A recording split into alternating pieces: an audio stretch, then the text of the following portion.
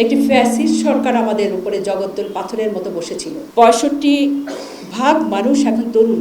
এই সময়টাতে আমাদের কণ্ঠটা চেপে ধরা হয়েছিল। ১৬টি বছরের কালো অধ্যায়কে আমাদের সন্তানেরা বুকের তাজা রক্ত ঢেলে মোকাবেলা করেছে এবং আমরা পেয়েছি মত, বাক ও কণ্ঠের স্বাধীনতা। একটি ফ্যাসিস্ট সরকার আমাদের উপরে জগদ্দল পাথরের মতো বসেছিল। যমুনা রাইস কুকারে আছে 3-in-1 function. Jamuna rice cooker, smart রান্নায় আধুনিক জীবন। আমাদের এখানে যারা উপবিষ্ট আছেন সামনের সারিতে, আমাদের কর্মকর্তাগণকেও তারা তাদের পদগুলোতে অধিষ্ঠিত হতে দেয়নি।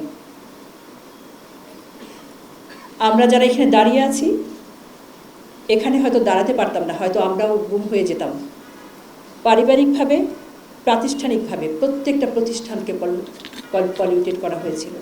আপনারা জানেন, আমাদের প্রধান অতিথি এবং আমাদের বিশেষ অতিথি মহোদয়ের বক্তব্যে আপনারা শুনেছেন। সে একটি কালো অধ্যায়ের পর আমাদের আসলে রিজেনারেশনের প্রয়োজন ছিল, আমাদের একটা রেনেসা প্রয়োজন ছিল, আমরা জেগে ওঠানোর প্রয়োজন ছিল আমাদের তরুণ সম্প্রদায়কে। আমরা তরুণ সম্প্রদায়কে জেগে ওঠানোর জন্য আমাদের মাননীয় প্রধান উপদেষ্টা তারুণ্যের উৎসব নামে একটি উৎসব, যেটি খুব ফেস্টিভ মুডে হবে, সেটি উনি শুরু করে দিলেন এবং আমাদের তরুণরা উজ্জীবিত হয়ে উঠল। আপনারা শুনেছেন এতক্ষণ সারা বাংলাদেশের প্রত্যেকটি জায়গায়, প্রত্যেকটি সেই রুহিদাসপুরের কমলা থেকে সকলেই যারা একটি উৎসব হচ্ছে। তবে আমরা একটু আশা করেছিলাম প্রচারণা যেন একটু বেশি হয়।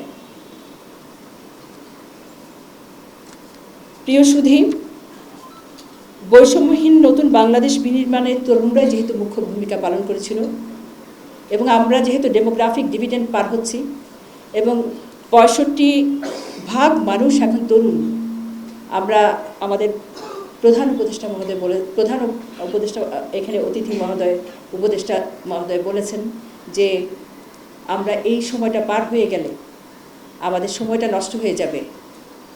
যে আমাদের ডেমোগ্রাফিক ডিভিডেন্ড অনুযায়ী যে আমাদের কর্মক্ষম মানুষ এখন সবাই তরুণ, বেশিরভাগই তরুণ, এই তরুণদের এখন জাগিয়ে তুলতে হবে এবং এই তরুণদের জাগিয়ে তোলার জন্য আমরা তথ্য সম্প্রচার মন্ত্রণালয়ের মাধ্যমে বিভিন্ন রকম কার্যক্রম হাতে নিয়েছি অন্যান্য সকল মন্ত্রণালয়ের সাথে। তারুণ্য উৎসব 2025 সফল এবং সার্থকভাবে উদযাপন করার লক্ষ্যে তথ্য সম্প্রচার মন্ত্রণালয়ের দেশব্যাপী তরুণ নির্মাতাদের নির্মাণকৃত আলোকচিত্র প্রদর্শনী এবং আলোকচিত্র প্রতিযোগিতা এবং ড্রোন ভিডিও প্রতিযোগিতার আয়োজন করেছে। আপনারা তার অংশবিশেষ আজকে হয়তো দেখবেন। জুলাই আগস্ট এবং গণ অভ্যুত্থান বিষয়ক মোট 8টি ডকুমেন্টারি তৈরি করেছে এবং জেলা তথ্য অফিসের মাধ্যমে সারা দেশব্যাপী ইতিমধ্যে এগুলো সম্পন্ন হয়েছে। বিটিভি, আপনারা শুনেছেন, বিটিভি এবং রেডিওতে ব্যাপকভাবে প্রচার হয়েছে।